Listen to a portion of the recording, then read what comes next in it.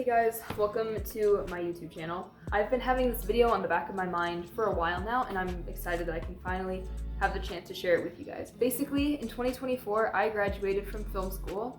Yay! I graduated with a computer animation. It was basically a film degree. I learned a lot of things there. But my senior project was creating a 1-minute animated short film. I did it all by myself because the school was so small that I didn't think that I'd have enough resources to create my own team. And plus I wanted something that I could slap my whole name on. And I figured, like, why not? Let's just crank out an animated short film. So that's what I did. If you're looking at doing something like this video is for you. Yeah, I'm excited to show you guys my process, how I broke everything down. So let's go ahead and get into it. So I did this animated film over the course of about 20 weeks. It was probably a little bit less than that. I rendered it in Unreal Engine, which is why I was able to get it done so quickly. I knew I could get good lighting out of there, and I knew that I wouldn't have to worry as much about render times because it's all real-time rendering. If you know anything about the animation pipeline or any film pipeline at all, you know that it's broken up into 3 different parts. You have pre-production, production, and post-production.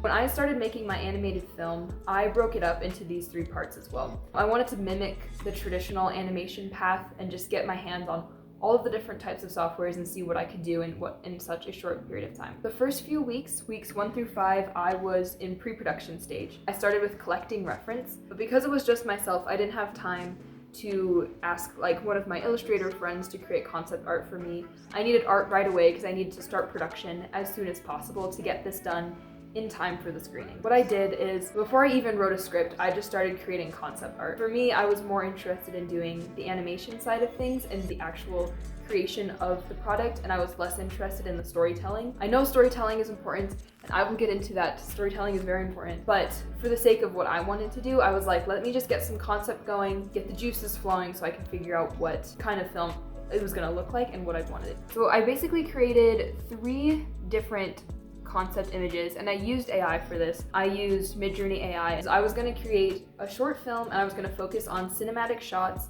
and I was gonna break it up into 3 different types of environments. So I did an interior night lighting environment, an interior day environment that was lit mostly by candles, and then I did an exterior day environment. So the first thing I did was I created those concept images, and then based off of those images, I chose which elements that I wanted to model. There was a church in one of the images.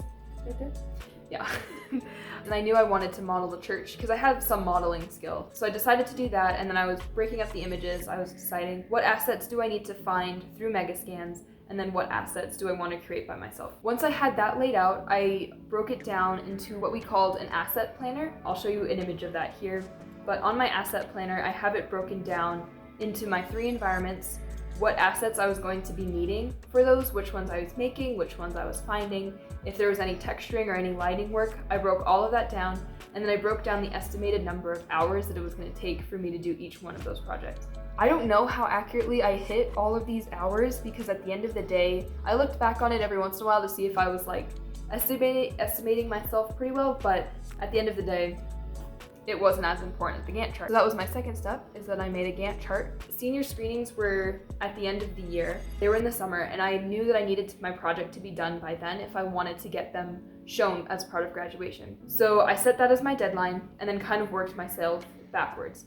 So I told myself, okay, this is when I need my scripts done, this is when I need my models done, this is when I need my character done, and then this is when I need my lighting and my post-production work to be done. Have it all broken down here, as you can see. Get your Gantt chart, plan everything out. It's very, very important. Once I had a good plan, I was able to adjust based off of my plan, and ultimately my plan is what made me successful. So then I started production. Production lasted about through week 6 through week 20.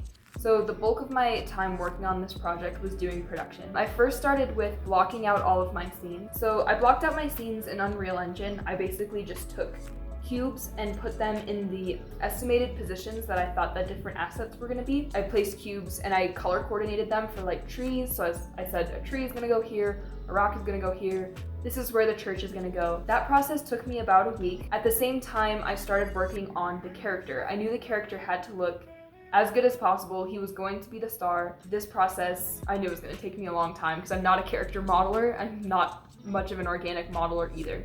I blocked out the character in Maya. I'm more familiar with working in Maya, but Maya doesn't have great sculpting tools. I didn't know how to use ZBrush. I blocked it out in Maya, and then brought it into Blender and then did some of the extra sculpting in Blender. Ultimately, I knew that this was going to end up in Unreal Engine, and because of that, I knew that I was going to need their mannequins for reference.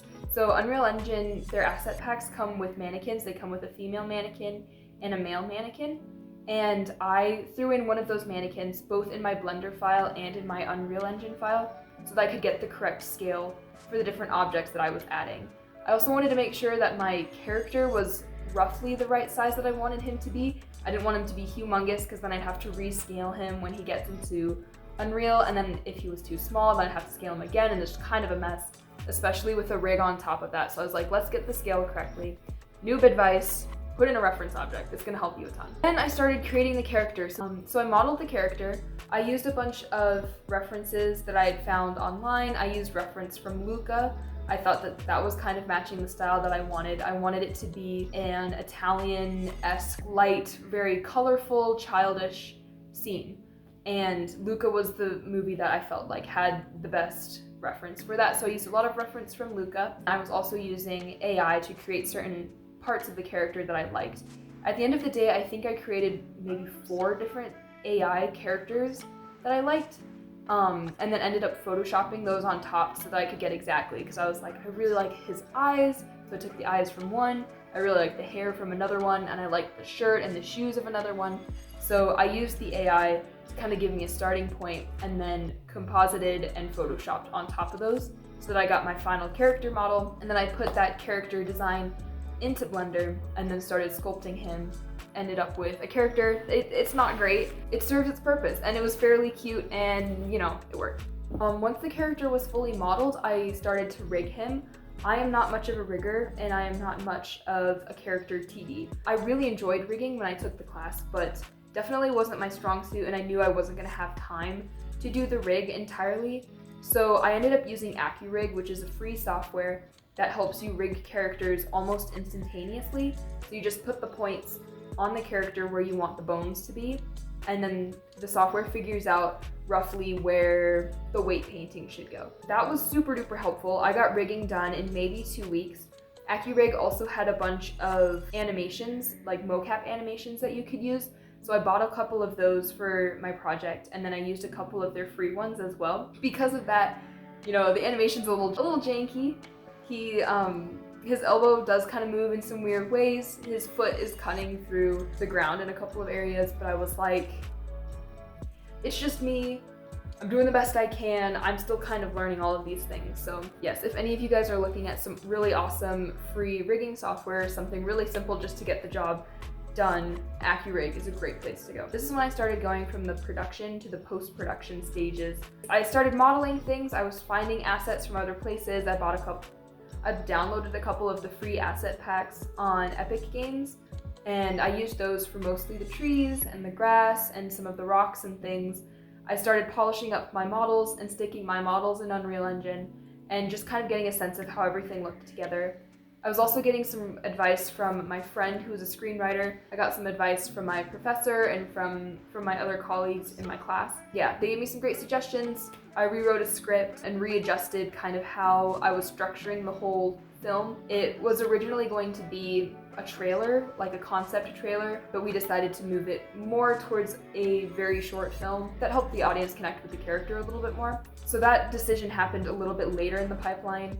It was a really important decision, and it was something I wasn't focusing on because I was like production.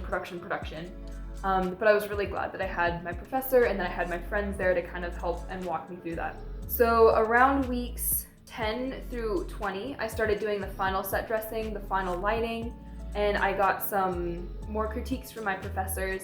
My professor actually gave me a link to a website which I can put in the description. It gives you a bunch of film settings for different types of cameras on how you can get cinematic looks.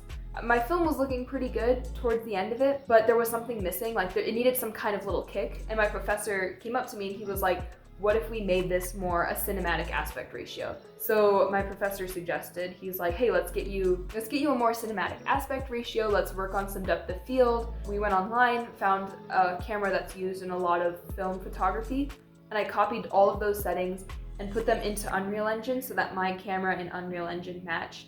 the same cinematic qualities as a real life cinema camera. That helped a ton. Like, my project went from the next level once I started doing that. Yeah, so this is when I started moving into the post-production phase. The project was finally getting polished and lit. I was throwing in my animations. I was getting the rig figured out. I had a lot of issues with the rig. His eyes were like off the character at one point, but we got it figured out. Definitely some tricky stuff going down. For post-production, I did a couple of things. I rendered out my project as an EXR sequence from Unreal Engine. And EXRs are basically, it's raw photography. It gives you more editing control when you put it into Premiere or when you put it into DaVinci. I rendered them as EXR sequences from Unreal Engine and then brought them into After Effects and composited the different lighting passes. I rendered it in different passes so that I could control different elements of the light. I rendered the reflections as one level, and then like the diffused lighting was another level, and then there was the basic lighting as another level. So I ended up with a couple of different sequences for each camera shot that I had, and I put those sequences into After Effects, composited them, readjusted the lighting, and did a couple more tweaks that I wanted to do. Maybe add some vignette, I added a little bit of film grain, and then brought those into Premiere, where I did the final edit. Once the clips were in Premiere, I decided I needed to start getting my voice actors to step in. I was really lucky because I went to a film school, and I had a couple of friends that were actors, and a couple of friends who had experience in acting and taking voice classes. I reached out to a friend who I thought had a motherly voice, and she ended up playing the mom character in my film. And then I reached out to somebody who I felt like would be able to portray more of a childlike, innocent voice, and he stepped in as my main character. My character his mouth doesn't talk. It's all voiceovers, which I did as a personal choice. I knew if it was just myself, I wasn't gonna have time to figure out a whole face rig and to animate speaking and to animate a tongue and lips moving. Like, it sounded like such a pain. I wanted to focus on lighting. So I decided, he's not gonna talk, all of the voice is going to be voiceover. Once I got those in, I could finally do the audio edit, and it's pretty straightforward mixing stuff. I'm sure you understand what that is like.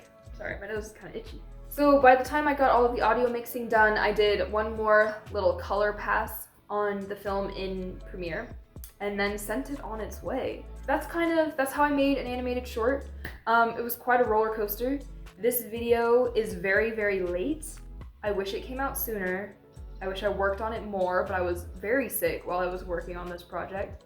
So the fact that this video is even seeing the light of day is quite a miracle. Yeah, let me know if you guys want me to make another one. I have another idea in the back of my head that I've been playing with, and if that's something that you're interested in, I can work on that and post more updates and maybe give you guys more of a deep dive on what's going on in my head as I'm working. And I think that that'd actually be super fun. So if that's something you're interested in, let me know. Kind of totally new to this YouTube thing. We'll see how it goes, if it goes, and I will talk to you guys later.